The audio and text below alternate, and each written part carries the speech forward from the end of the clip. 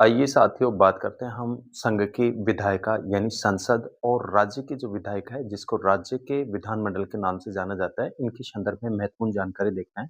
देखिए, संसद जो है संसद का जो प्रावधान किया गया है भारतीय संविधान के जो है 79 के अंतर्गत जो है इसका प्रावधान किया गया है और जो संसद है वो राष्ट्रपति, राज्यसभा और लोकसभा से मिलकर के जो है बनती है।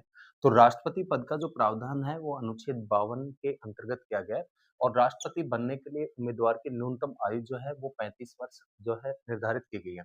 इसके अलावा आर्टिकल जो 80 है उसमें राज्यसभा का प्रावधान है और राज्यसभा का सदस्य बनने के लिए उम्मीदवार की जो है 30 वर्ष की आयु जो है निर्धारित की गई है।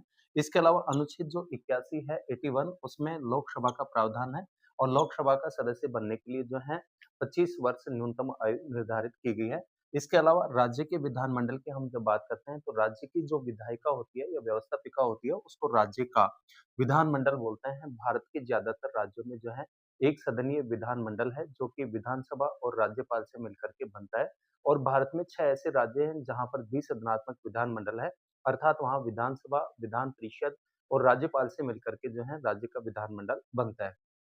तो राज्य का जो विधानमंडल है, उसका जो प्रावधान किया गया है, अनुच्छेद जो है 168 के अंतर्गत किया गया है और अनुच्छेद 153 में जो है राज्यपाल पद का प्रावधान है और राज्यपाल बनने के लिए न्यूनतम आयु 35 वर्ष निर्धारित की गई है। इसके अलावा 171 में जो है विधान परिषद का प्रावधान किया गया है, जिन राज्यों में है और विधान परिषद का सदस्य बनने के लिए न्यूनतम आयु जो है 30 वर्ष निर्धारित की गई है। इसके अलावा अनुच्छेद 170 में विधानसभा का जो है प्रावधान किया गया है और विधानसभा का सदस्य बनने के लिए न्यूनतम आयु जो है वो 25 वर्ष निर्धारित की गई है। जानकारी अच्छी लगी हो तो लाइक, सब्सक्राइब और शेयर करें। जुड़े रहिए ऐसी महत्वपूर्ण जानकारियों के साथ। मिलते हैं नेक्स्ट और ऐसी महत्वपूर्ण जानकारी के साथ। धन्यवाद।